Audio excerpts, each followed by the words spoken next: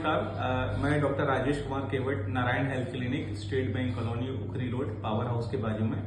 आज क्योंकि अभी थोड़ा ठंड का मौसम है तो हम जनरली कफ के बारे में चर्चा करेंगे कि कफ क्या होता है। तो मैं आपको बता देना चाहता हूं कि कफ एक्चुअली में जब अपनी बॉडी से म्यूकस का रिलीज बढ़ जाता है, यह वेदर के चेंजेस के कारण भी होता है, बहुत सारे कारण होते हैं, तो उस कंडीशन को हम कफ कहते हैं। यूजुअली अगर हम बात करें कि कितने टाइप के कफ होते हैं, तो जनरली मोस्टली सबसे पहले जो बात करेंगे हम वो होता है वेट कफ का। वेट कफ क्या होता है कि जब आपका म्यूकस जो है, जो सीक्रेशंस है वो बढ़ जाए, उसको हम वेट कफ बोलते हैं। इसके अलावा जो एक और प्रकार होता है वो होता है ड्राई कफ। ड्राई कफ में क्या होता है कि आपका म्यूकस रिलीज जो रहता है वो नहीं होता, बट आपको कंटिन्यू खांसी आती है, तो उस कंडीशन को हम जनरली ड्राई कफ बोलते हैं। तीसरी अगर हम बात करें तो दो होते हैं, एक होता है एक्यूट कफ, एक होता है क्रोनिक कफ। तो इसको हमने 8 वीक्स में जनरली डिवाइड किया है कि जैसे कोई भी पेशेंट अगर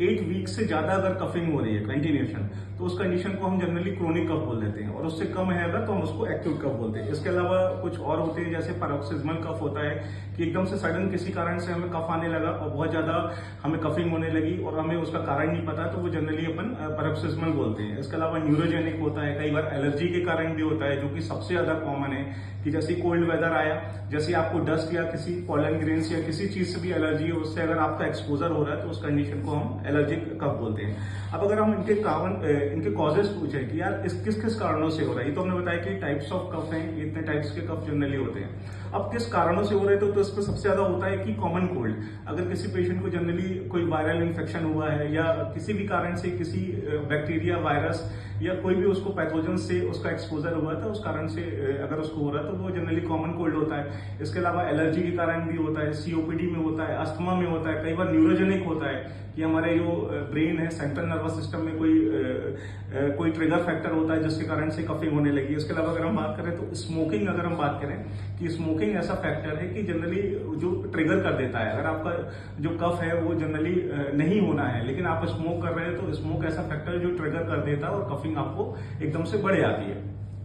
तो इस कंडीशन में अगर ऐसी कंडीशन आपको हो रही है, हाँ एक बार और बताना चाहता हूं कि अगर आपको क्रोनिक कफ है, जैसे 8 हफ्ते से ज्यादा अगर आपको कफिंग होती है, तो आपको बहुत जरूरी है कि आप अपने स्पुटम की जांच कराएं, आप अपना एक्सरे कराएं। सबसे ज्यादा कॉमन है जो इंडिया में कफ का कारण, कि क्रोनिक कफ का कारण वो ट्यूबरकुलोसिस है, तो आपको बहुत जरूरी है कि अपने स्पुटम की जांच कराएं, नजदीकी अपने फिजिशियन से एक बार कंसल्ट करें। इसमें जनरली ट्रीटमेंट में ज्यादा नहीं देना होता, हम जनरली कफ सप्रेसेंट देते हैं, कई बार ये होता है कि हम म्यूकोलिटिक्स भी देते हैं, कई बार ये होता है कि हम कंजर्वेटिव मैनेजमेंट पे रखते हैं, एंटी हिस्टामिनिक्स देते हैं। बहुत बार ऐसा होता है कि एंटीबायोटिक्स भी हमें देनी पड़ती है अगर लोअर रेस्पिरेटरी इन्वॉल्व हो रहा है या पेशेंट खुद से रिकवर नहीं हो रहा है, ठीक है। इसके अलावा सीओपीडी वाले पेशेंट्स या ओल्ड पेशेंट्स हैं, उनको हम जनरली ठंड के मौसम में जनरली उनको इनहेलर्स वगैरह प्रोवाइड करते हैं कि अगर ऐसा अटैक दोबारा आए तो आपको इनहेलर यूज करना है। तो मैं बस आप लोगों से ये अनुरोध करूंगा कि अगर आप ओल्ड एज हैं या आपको पहले से अस्थमा की हिस्ट्री है, स्मोकिंग की हिस्ट्री है, या कई बार अगर अदर देन कफ का बोले तो अपन GERD होता है, जो आपका गैस्ट्रो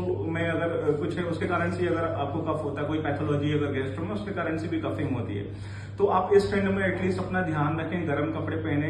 गर्म पानी का इस्तेमाल करें, ज्यादा ठंड में एक्सपोज ना करें, अपने और अपने परिवारों का ख्याल रखें। धन्यवाद।